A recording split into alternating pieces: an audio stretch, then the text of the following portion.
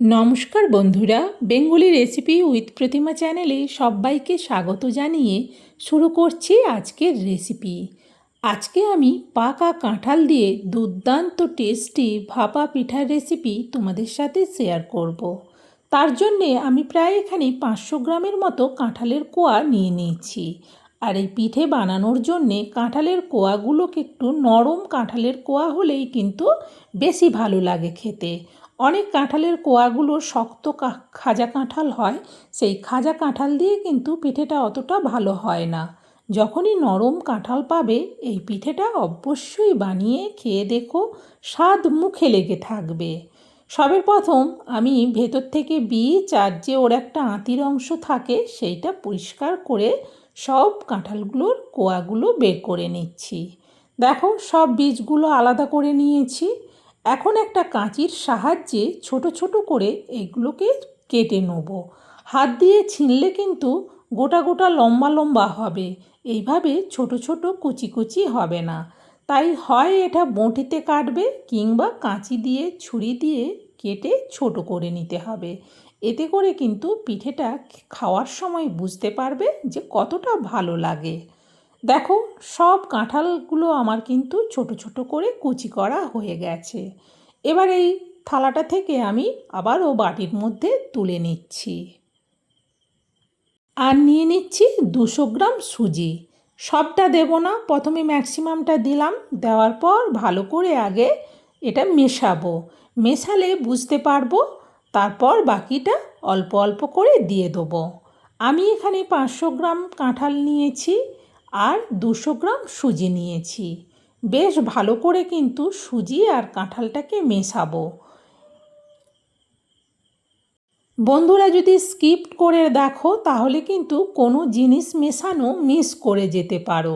সেই জন্যে স্কিপ করে দেখো না, পুরোটা আমার সাথে থেকে দেখো আমি ধাপে ধাপে কিভাবে বানাই। বাকি যে সুজিটা ছিল সবটাই দিয়ে দিলাম। আবারও ভালো করে সুজিটাকে মেশাবো। তবে তোমরা কিন্তু চাইলে সুজির পরিমাণ কম বেশি করতেই পারো, কাঁঠালের কোয়াও কম বেশি নিতে পারো, কারণ ফ্যামিলি মেম্বার অনুযায়ী তো রেসিপিটা বানাতে হবে।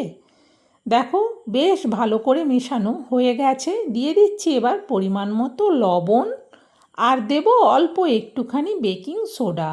লবণ আর বেকিং সোডাটাকেও ভালো করে আবার মিশিয়ে নেব। এই লবণ আর সোডাটা মেশানোর পর দেখো কতটা কিন্তু শক্ত শক্ত লাগছে। এখন আমি এতে দিয়ে দেবো দুধ। এই দুধটা আগের থেকে গরম করেছিলাম, এখন কিন্তু এটা ঠান্ডা হয়ে গেছে। সেই রকম দুধ নিয়েছি কিছুটা, তবে একসঙ্গে পুরোটা দিলাম না।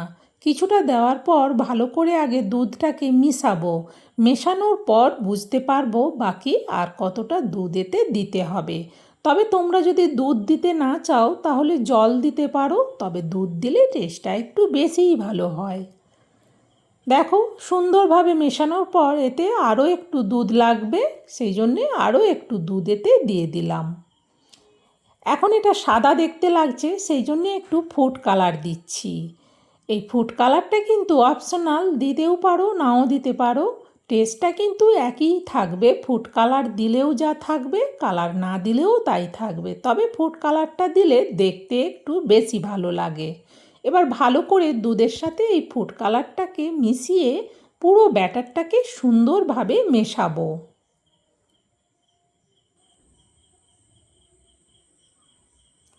দেখো, ব্যাটারটা কিন্তু আগের থেকে অনেকটা সুন্দরভাবে রেডি হয়ে গেছে। ঘনত্বটা নিশ্চয়ই তোমরা দেখে বুঝতে পারছো। এখন এতে দিয়ে দেবো 1/2 চামচ বেকিং পাউডার। এই 200 গ্রাম সুজির জন্যে 1/2 চামচ বেকিং পাউডার হলেই কিন্তু হবে, খুব বেশি দেওয়ার দরকার নেই। এবার ভালো করে বেকিং পাউডারটাকে পুরো ব্যাটারের সাথে মিশিয়ে নেব, যাতে একটুও কোথাও না ফাঁক থেকে যায়।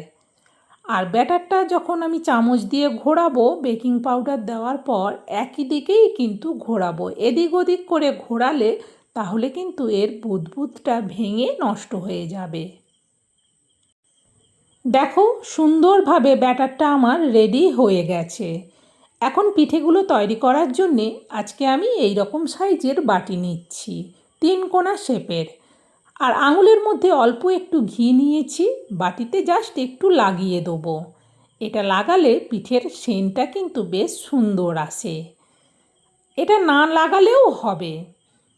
4টে বাটিতেই ঘি লাগিয়ে নেওয়ার পর আমি দিয়ে দিচ্ছি চামচি করে 1 চামচ করে ব্যাটারটা। 4টে বাটিতেই দিয়ে দিলাম।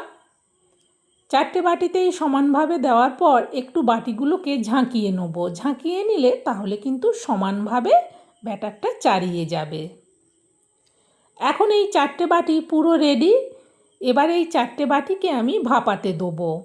গ্যাস জেলে একটা কড়া বসিয়ে দিয়ে দিচ্ছি বাটি ভর্তি করে 2 বাটি জল, আর দিয়ে দিচ্ছি একটা ঝাড়িওয়ালা এভাবে কাঁচি।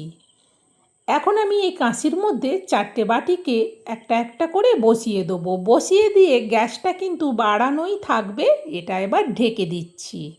এদিকে এইটা ফুটতে ফুটতে আমি দেখো আরও কিছুটা বাটি নিয়েছি, কারণ এখনও অনেকটাই ব্যাটার আছে। সেই জন্যে যেমন খুশি বাড়িতে বাটি থাকবে সেই বাটিতেই কিন্তু বানিয়ে নিতে পারবে। এতে আর ঘি লাগাচ্ছি না, এমনিই দিয়ে দিচ্ছি। এইদিকে এই বাটিগুলো রেডি করে নিলাম, আর ততক্ষণে কিন্তু ওইদিকে ওইটা আমার কিন্তু হয়ে এসেছে। চলো আর একবার ওই দিকটা দেখে নিই। ঢাকনাটা সরিয়ে দেখো কতটা সুন্দরভাবে ফুটে উঠেছে। উপর থেকে একটা করে কাজু দিয়ে দিচ্ছি। এটা কিন্তু দেখতে বেশ সুন্দর লাগে। এখনও পিঠেগুলো একটু বাকি আছে, সেই জন্যে আবারও ঢেকে দিয়ে গ্যাসটা কমিয়ে দিয়েছিলাম। প্রায় মিনিট 3 বাদে ঢাকনাটা সরাচ্ছি।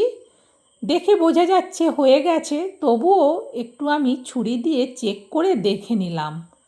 পিঠেগুলো কিন্তু আমার হয়ে গেছে। এবার আমি পিঠেগুলোকে নাবিয়ে নেব, বাকিগুলোকেও কিন্তু একই রকমভাবে ভাপিয়ে নেব। পিঠেগুলো এখন বেশ গরম, এগুলো একটু ঠান্ডা হতে দেবো। ততক্ষণে বাকি পিঠেগুলোও আমার বানানো হয়ে যাবে। প্রায় মিনিট 7 বাদে আমি ফিরে এলাম। সব পিঠেগুলোই কিন্তু আমার হয়ে গেছে বানানো, আর এগুলো এখন যা গরম আছে হাত দেওয়া যাচ্ছে।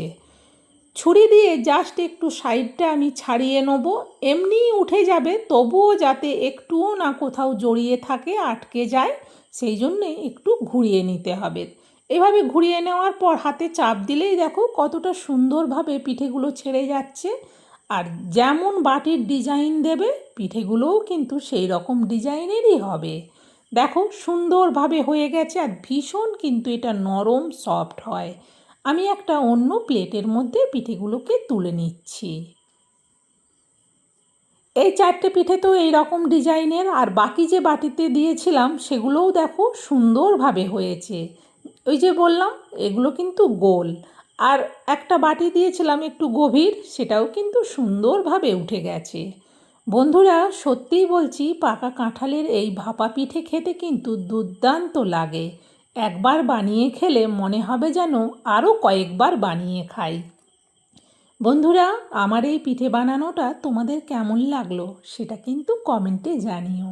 ভালো লাগলে অবশ্যই একটা লাইক দিয়ে আরও রেসিপি শেয়ার করার উৎসাহ তোমরা আমার বাড়িয়ে দিও, আর তোমরাও এটা শেয়ার করে দিও যাতে এই দুর্দান্ত টেস্টি পিঠাটা সবাই বাড়িতে বানিয়ে নিয়ে খেতে পারে।